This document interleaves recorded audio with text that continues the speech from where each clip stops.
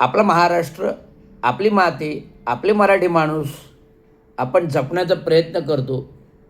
परंतु महाराष्ट्रातील राजकारणी सत्ताधारी सत्तेसाठी आपण परकीय परप्रांतीयच्या दावणीला बांधलेले आहेत. उदाहरणार्थ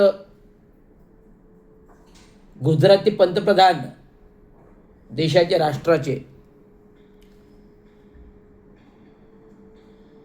अनेक मंत्रिमंडळ परप्रांतीय आहेत.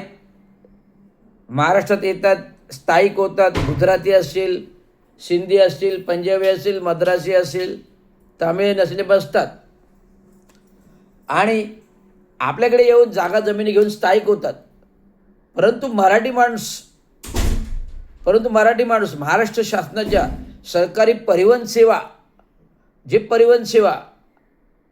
कर्नाटकाच्या बॉर्डरवर बेळगावच्या ठिकाणी गेली तर लगेच कर्नाटकी लोक तिकडनं आपल्या एस-टी बसेस फोडतात.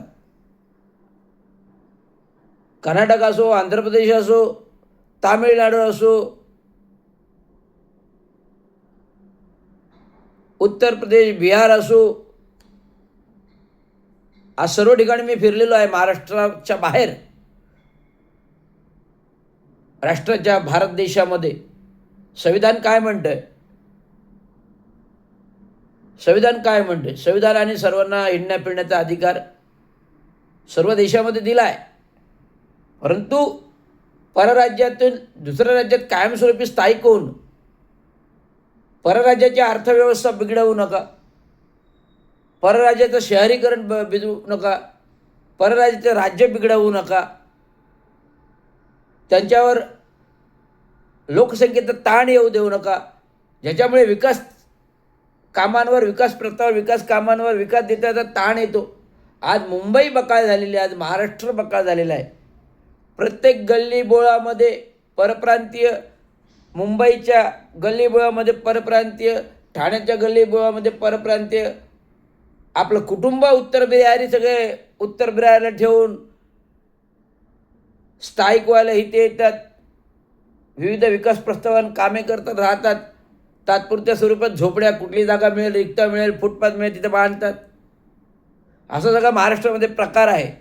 आणि महाराष्ट्रामध्ये हे प्रकार होत असताना कोविड कालामध्ये दुर्धर परिस्थितीत उद्धव बाळासाहेब ठाकरे सत्तेत मुख्यमंत्री असताना राज्याचे सर्व परप्रांतीयांनी व्यवस्था दिली, अन्नधान्य दिले, ट्रेन सोडल्या, ट्रक सोडल्या, गाड्या सोडल्या, बसेस सोडल्या आणि जाता जाता निषेध मात्र महाराष्ट्राचा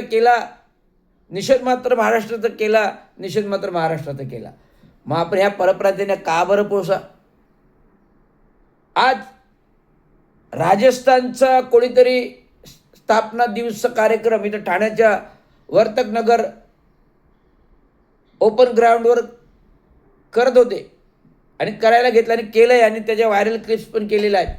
जर परप्रांतीय राजस्थानचा स्थापना दिवस जर महाराष्ट्रात करतायत तर मला महाराष्ट्राच्या सरकारला विचारणं आहे. संविधानानुसार 1 मे रोजी महाराष्ट्र दिन स्थापन झाला. 1 मे रोजी संयुक्त महाराष्ट्र स्थापना झाला, गुजरात वेगळा गेला. मग हा 1 मे महाराष्ट्र दिन आता येतोय, आता एप्रिल चालू झाला, 1 महिन्याने 1 मे महाराष्ट्र दिन येतोय. तर हा 1 मे महाराष्ट्र दिन गुजरातला स्थापन करून दाखवा, राजस्थानला स्थापन करून दाखवा, गुजरातमध्ये त्याचा स्थापना दिवस कार्यक्रम करून दाखवा, राजस्थानमध्ये स्थापना दिवस कार्यक्रम दाखवा, उत्तर